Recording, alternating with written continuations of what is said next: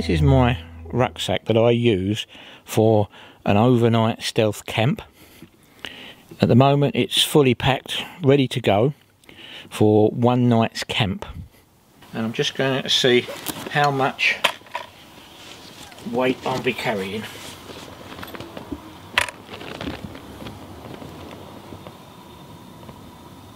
So that maxes out at 8.4 kgs. So at 8.4 kilos, that's just under 19 pounds, which is a really very nice, comfortable weight to go any distance with, and it should be an easy weight to carry around, even going uphill and over obstacles. I've moved indoors now in order to show you the contents of my overnight stealth camping bag. This is essentially everything I need and everything I take with me for one night's camp. Obviously, the clothing that I'm wearing also is a big part of stealth camping. The combat trousers I wear, I've always got map pockets in where I can put essential items in, and I carry a lightweight jacket with pockets in, I can put stuff in. But the main essence of stealth camping is what you've got in your backpack. My hat stays with me. I also have on my belt a Leatherman pouch with I've got a fire starter kit in it, which is a ferro rod striker and some fat wood, and I've got the Leatherman Wave. So they are on my belt. The pack itself needs to be as relatively compact as possible, but you don't want a massive, huge backpack. That's why getting the amount of kit together and getting it as little as possible and the essentials is so important.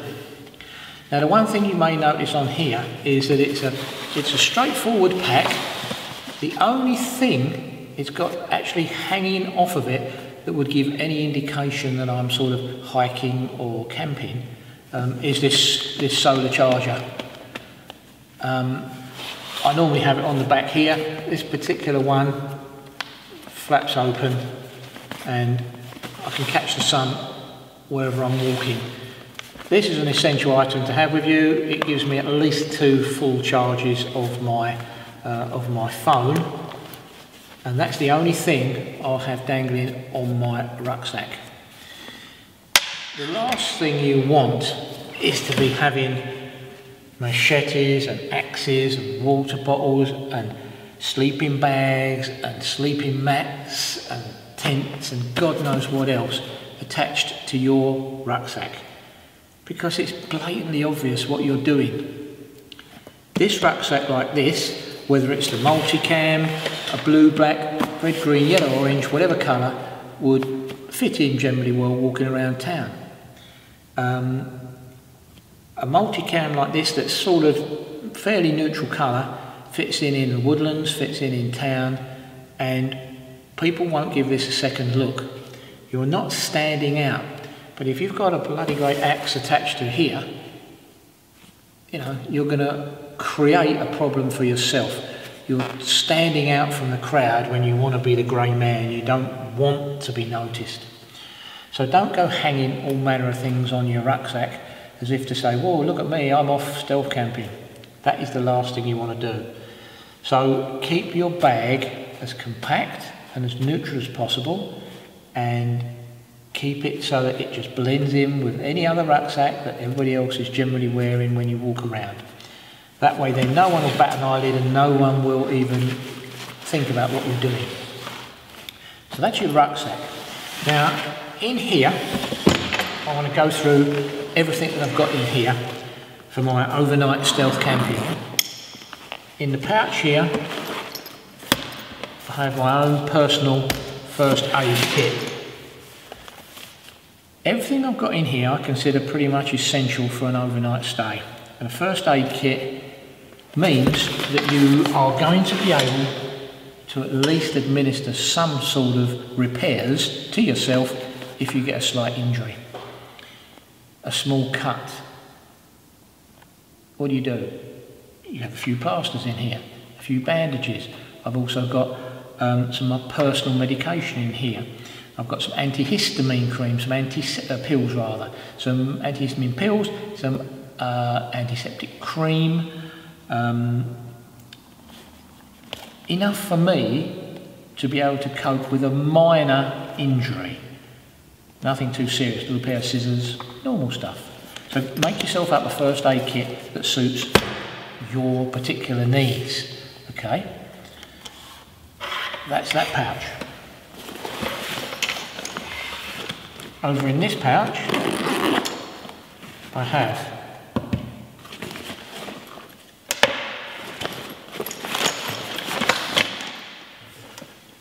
my headlamp, and also I carry a monocular with me. I don't use binoculars, I don't really like them much. Whether I've got funny eyes, I don't know, but I can't never really get it in focus properly. So I use this high-powered, this very high-quality monocular. It's always good to know what's going on around you. Once you've set up camp, it's good to have a little scout around, and this comes in very, very handy. So I carry a monocular with me. So that's my two side pouches. We progress to this pouch here. At the front, I have my water bottle. This is a Revive H2O bottle. It works on the principle of a sports bottle container, and then in effect you've got a drink straw filter. Carbon, hollow fibre. It will filter out 99.9% of all the bad stuff, which means I don't have to carry loads of water with me. I can fill this up from a puddle or a river, and I'm going to get clean, safe drinking water. Now, I personally don't really drink many hot drinks, and I'm only going for one night, so a few bottles of this water will do me. Occasionally, very occasionally, I might take a bottle of beer or a can of fizzy drink with me, but it's all about keeping the bag down to a comfortable weight, comfortable size, and then putting in it the odd luxury that you like to take with you. That's personalising your kit. So this drink straw and water filter system is all I need to be able to procure water and have safe, clean drinking water wherever I am. The last thing you want to do is start lugging around litres and litres of water weighing you down. Also in here I've got I've got an overnight supply of Dehydrated Food, two different suppliers here, Mountain House and Wayfarer. The Mountain House is the chicken tikka curry, quite nice, and a nice all-day breakfast for in the morning.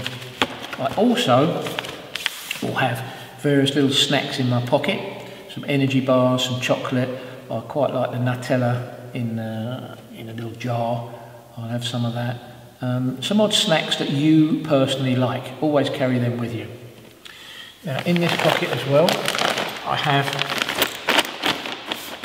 a clothing pack. Again, minimum amount of clothes I need. I've got a pair of socks in here, I've got a t-shirt, and I've got a thermo hat. So that's all I need, because the clothes on my body are what I'm going to be sleeping in and what I'm going to be walking in. Should I get too hot, I can slip into the t-shirt. I certainly change my socks for the following day, and should I get too cold, or night time as well, I'll put the hat on. So that's just a change of clothes included in there as well. In this bag I also carry a small axe with me. As we know, an axe will do 1,000,001 jobs, and if I need to do any chopping about to set up my camp, especially if I want to take down a bit of dead standing, whatever, for camouflage, an axe comes in very, very handy. Again, it's on the inside, no one can see it. Don't want to bring attention to myself. Also in here, Barco handsaw, for exactly the same reason as the axe, to procure wood for camouflage. Now in this pocket,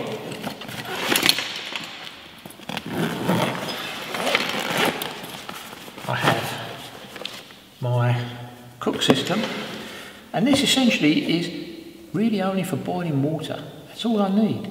I'm not going to be doing a gourmet meal.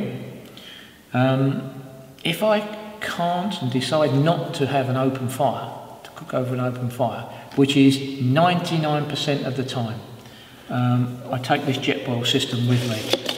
I have a cup to drink out of here. Within here, I've got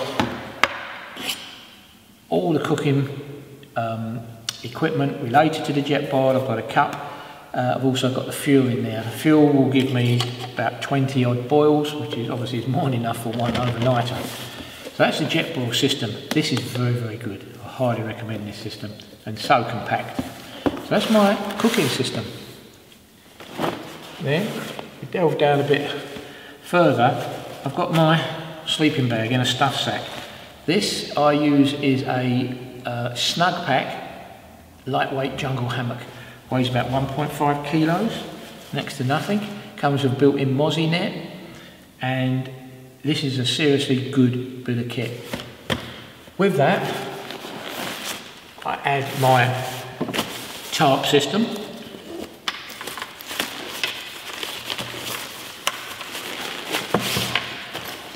So I've got my, again, this is snug pack, all-weather hammock. I've got it rolled up, and I use these bungee tags here, these bungees, which keep it nice and compact. I also have my cordage bag. You can never have enough cordage. In here I've got my slings for hanging the hammock. I've got paracord for setting up my tarp. I've got a few aluminium tent pegs for pegging it out. So that is my entire sleep system in those two bags. Like so. Now, for those of you who've done any hammocking, 3 or 4 o'clock in the morning, the ground temperature gets really, really cold, and inherently people will have an under blanket, which are big, bulky and relatively heavy. All 3 things that I don't want to carry with me. So what I do, I actually use a normal sleep mat, like this. And it's, rather than rolled up, it's folded up. And I put it at the back of my rucksack. It adds extra foam, gives me extra comfort. It's very, very lightweight, relatively compact if you pack it in this way.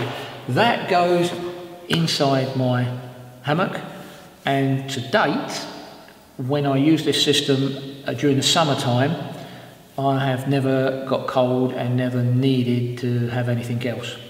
Obviously, you sleep in your clothes. If it does get a bit chilly around your head, I put my bobble hat on and even put my jacket over the top. But using this method with an insulated sleep mat inside your hammock, you form a barrier, and there's no reason to have a under blanket, and it's very, very light. So the combination of the sleep mat, tarp and hammock gives me everything I need in a very, very compact little system that works for me. And that's the secret of stealth camping. Find out what works for you. Make sure that you take things and then you assess whether you need them next time, whether you could change them, whether you could even leave them out completely. Because that is the biggest problem. You tend to take too much with you. Finally, in here, I have my, what I call my bits and bobs box. This has everything else that's essential and that I need. So this is my little goodie box that I generally keep most of my essential items in. It's tucked down in the bottom of the rucksack, and it's surrounded by my my hammock and tarp, so it's pretty well protected. Now, it's a Summit outdoor carry box, and it's all padded, so it's quite secure. But this really has everything I need to make life comfortable.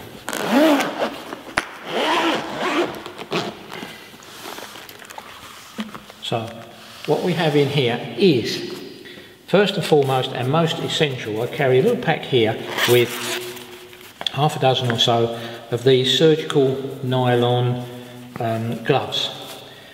I find that whatever happens, your hands will get grubby, and just by slipping these on, you're going to reduce the amount of germs and contamination between yourself and anything that you're cooking. And sometimes it just makes life a lot easier. So, well worth carrying them. Next, I've got my wash kit, which is a pack of wet wipes and a flannel. That is all you need. A wet wipe is a wonderful thing and will clean most things off your hands. And if you're walking any distance, you're going to get a bit sweaty, and certainly around your armpits, groin and feet are well worth cleaning. So yeah, just a very lightweight, very straightforward little wash kit. Also in here I've got some other items that are attached to stuff that's already in the bag. This goes with the water filter system that I've got. It's called a squeeze bag, and as I showed you with the water filter, this end screws onto the filter once it's filled with water, and then you can squeeze to pour the filtered water into a cup or drink, or it's primarily designed more for children and babies who can't suck through the straw. But it comes in very handy, and again, very, very lightweight. That's there. And also in here I carry a day's supply of toilet paper. I put it in this particular dry bag. It keeps moisture out and keeps the paper dry. Now, let's be honest, there's absolutely nothing worse than going to the toilet and having wet, soggy toilet paper. You might as well grab a handful of leaves. So I always keep my toilet paper nice and dry in a little dry bag there. Also in here, I carry a small fixed blade knife. It's a little Schrader knife. Once I've set up camp in the evening, I'll sit down and maybe do a bit of whittling, a little bit of carving, and I'll use this particular knife. It's just one of my favourites that I keep with me. Don't necessarily need this, and if I was shredding weight on this kit, this would be something that would go. Scotch of an evening, nice little drop of scotch. In here I have things like salt, pepper, sauces, etc. that will go on any food to help spice it up. This is an essential, absolute essential insect repellent. I'll use this particular one as 100% DEET. DEET is the chemical you need that will repel insects. I don't suffer too much from gnat and mozzie bites and everything, but I've never ever had one when I give myself a spray with this stuff. Over this side I have my hand torch. Again, not necessarily needed. I have a head torch. Obviously I've got a torch on my phone as well, but it's an item I could shed along with the knife if I really wanted to go ultra light. A turbo flame lighter. I have a fork and a spoon. Very, very lightweight. A can, tin and bottle opener. Some more wet wipes in there. Some painkillers.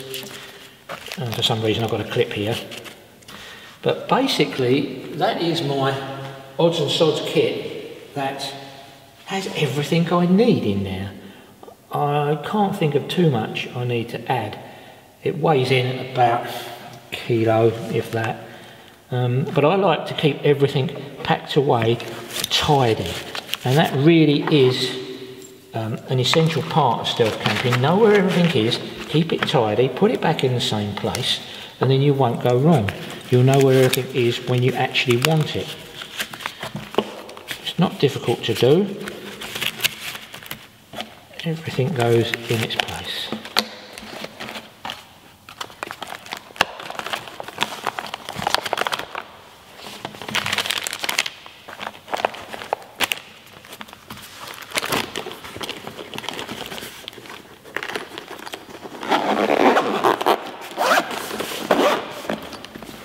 Okay, so here we have everything I personally need to be successfully stealth camping for one night. The only additional stuff I'd need if I wanted to go for more nights would be food. Because I've got, using my water bottle filter, enough fluid, if I wanted to take 2 or 3 days worth of dehydrated foods, I still have room in there. And if I wanted to take a few more snacks, I still have room. So essentially this, although it's a 1 night stealth camping pack, it could be extended further. So this is my system. What I'd suggest is that you get out there and you try this and you see what works for you.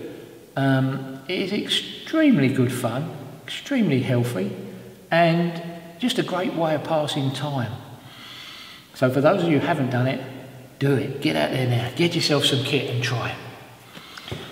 Hopefully this has given you an idea of how to set up a stealth camping equipment.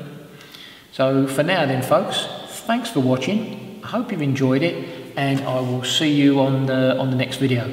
Bye for now.